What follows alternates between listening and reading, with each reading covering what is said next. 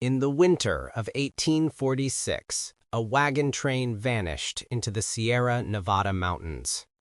They were ordinary families, farmers, blacksmiths, mothers, children, on their way to California.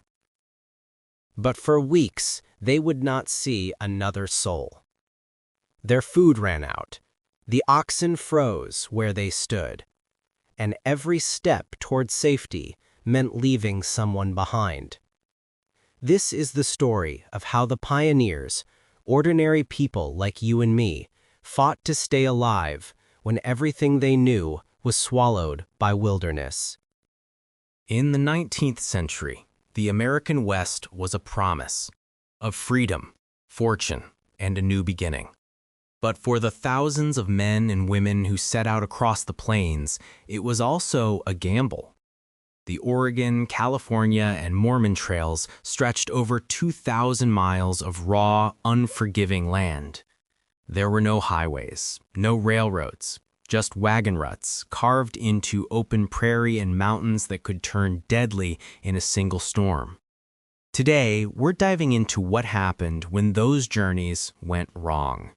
When navigation failed, when food ran out, when the dream of the frontier became a desperate fight for survival.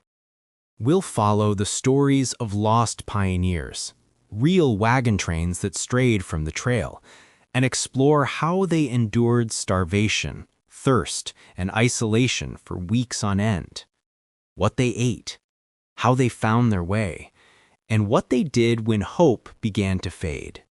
Because for every wagon that made it to California's Golden Hills, another came dangerously close to never arriving at all. Let's begin with the land itself, the stage that made survival so difficult. To understand how pioneers got lost, you have to imagine what they were up against. The western frontier of the 1840s wasn't mapped like it is today. The trails weren't neatly marked. Many were nothing more than faint wagon ruts, sometimes disappearing altogether in sand, mud, or snow. A typical wagon train moved just 10 to 15 miles a day. That's it. And every evening, they'd circle the wagons, not for defense against constant attack, as Hollywood likes to show, but to keep livestock from wandering off and to make a sheltered camp. Now picture it. The wind never stops on the prairie. It's dry, dusty, and loud. At night, coyotes yip across the plains. The air smells of smoke from buffalo chips, dried dung burned for fuel. Families huddled under canvas covers, their clothes still stiff with trail dust. The water barrels were often warm and algae green by the end of the day. And yet, for the first several hundred miles, spirits were high. The land was flat, the herd strong, and the rivers still flowing. But west of Fort Laramie, things changed. The trail began to climb into the Rockies. Paths split and converged. A wrong turn could mean weeks of delay. One infamous route was the Hastings Cutoff, promoted in 1846 by a guidebook author named Lansford Hastings. He claimed it would save hundreds of miles to California. In reality, it led travelers through the salt flats of Utah and across mountain passes nearly impossible for wagons. When the Donner Reed Party chose that shortcut, it doomed them to one of the most tragic episodes in pioneer history. But the Donners weren't the only ones. Dozens of lesser-known wagon trains went off course each year, sometimes because of bad maps, sometimes because their scouts simply vanished ahead. The West was vast enough to swallow entire caravans, and once they lost sight of the trail, there was no one to come looking. The pioneers planned carefully before setting out. Most left Missouri in April or May, when the grass was tall enough for grazing and the rivers still low enough to cross. A family of 4 might pack 600 pounds of flour, 100 pounds of bacon, dried beans, rice, coffee, and sugar. It was a rolling pantry, and it had to last more than 5 months. But food doesn't always behave as planned. Barrels leaked, flour turned sour, bacon spoiled in the heat, and when wagons broke or had to be abandoned, so did the supplies inside. When a wagon train lost its way, Every calorie suddenly mattered. By week 2, without resupply, rations shrank to crumbs. Flour was mixed with water into thin, bitter gruel. Coffee was stretched with burnt cornmeal. Some boiled leather straps or oxhide shoes in river water to soften them enough to chew. Diaries from the period tell us what hunger did to people. In 1850, one emigrant wrote, "The wind blows dry dust into the mouth till the tongue swells and there is no strength to swallow."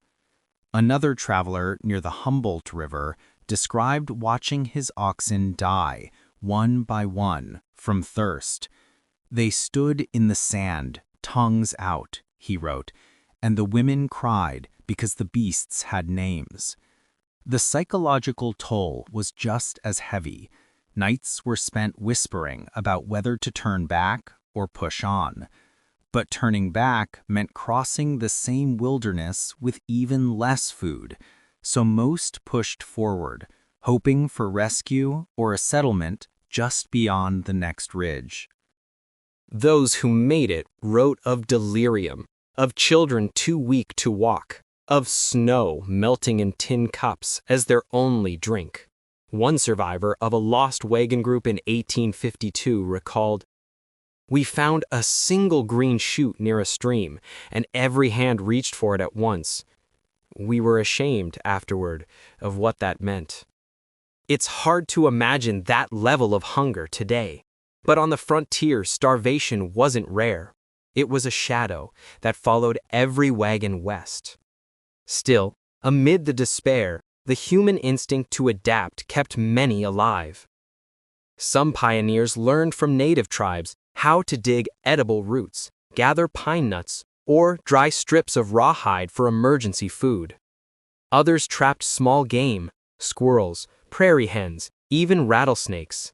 And yet, even with these desperate measures, some groups would be stranded for weeks before finding their way back to safety. If hunger didn't kill you, the weather might. The pioneers were at the mercy of the elements. Sun that burned the skin raw by day, cold that froze the marrow by night. In the high passes of the Rockies or the Sierra Nevada, storms could sweep in without warning. One moment the trail was dust, the next it was buried under 3 feet of snow. Canvas wagon covers flapped like sails in the wind, offering almost no protection.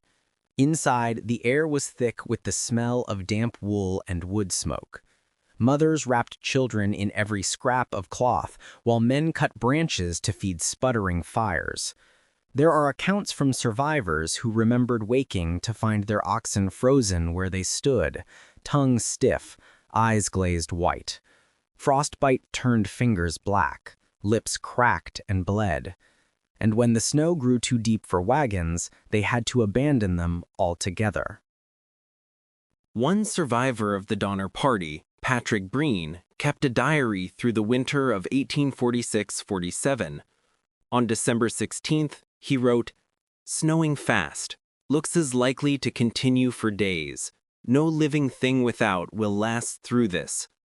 His entries grow shorter as the weeks pass, just a few sentences each day. The exhaustion is there, between the lines. It wasn't just cold, it was isolation. Sound carries differently in deep snow, muffled, haunting. Travelers described hearing their own heartbeats more clearly than another human voice. And the storms weren't limited to the mountains. On the plains, thunder could roll for hours, lightning flashing across an open sky with nowhere to hide. Wagons toppled in tornado winds. Hailstones the size of fists pounded the canvas covers to shreds. Many immigrants learned to dig buffalo wallows, shallow pits scraped into the dirt, to lie in during the worst of the wind. They'd cover themselves with blankets, praying the storm would pass before their oxen bolted. When night came, they dried what they could by the fire. The smell of wet leather and smoke clung to everything. And still, in the morning, they hitched up again, because stopping too long meant death. The will to move forward was a strange kind of faith. And that faith, sometimes religious, sometimes just the stubborn belief that tomorrow had to be better, was the only thing that kept many pioneers alive. When you're lost for weeks with no map, no help, and no guarantee you'll ever see home again, what keeps you going? For many pioneers, the answer was faith. Faith in God. Faith in one another. Faith that every hardship had meaning. On the trail, Sunday services were held even in the middle of nowhere. A wagon tongue became a pulpit. Hymn books were passed hand to hand, their pages smudged with dust and bacon grease. These weren't just moments of worship, they were moments of survival. Because fear was a constant companion. Fear of sickness. Fear of never finding water. Fear that the next ridge would reveal only more wasteland. Cholera and dysentery stalked the wagon trains. A single infected water source could wipe out a dozen families in days. In 1852, the worst year on the Oregon Trail, nearly 5,000 emigrants died, many buried in unmarked graves just feet from the wagon ruts. And yet, even amid death, the pioneers kept diaries. They wrote letters they knew might never be sent. They recorded names of those who'd fallen behind, hoping someone, someday, might find the record. Listen to this entry from Elizabeth Dixon Smith, who traveled the trail in 1847. Crossed a desert today. Oxen faint, husband sick. I took his place and drove the team. Thought I should die myself before the day was done. She didn't die. She made it to Oregon, where she later helped found a small settlement. Her words remind us that survival on the frontier wasn't just a test of body, it was a test of spirit. Those who endured did so not because they were stronger, but because they refused to stop believing in the world ahead of them. By the 1860s, the transcontinental telegraph and later the railroad would make journeys like these a thing of the past. But for those who came before, the wilderness demanded everything and gave nothing freely. So what can we learn from those who were lost for weeks, who fought to stay alive with nothing but courage and willpower? First, their endurance reshaped the map of America. Every lost wagon train left behind a trail, sometimes literally, sometimes in memory, that later settlers learned from. A dried-up creek where one group perished might become a marked watering stop for the next. A mountain pass that nearly claimed a dozen wagons would one day host a rail line. Second, their survival skills, improvised shelters, rationing, scavenging, laid the groundwork for frontier self-reliance. These weren't trained explorers, they were families, ordinary citizens who discovered what they were capable of only when they had no choice. And third, their stories still echo in our culture today. Every tale of perseverance, every legend of toughing it out owes something to those early travelers who refused to turn back. When we talk about the spirit of the American frontier, we're really talking about them, the men, women, and children who vanished into wilderness and somehow, against all odds, came out the other side.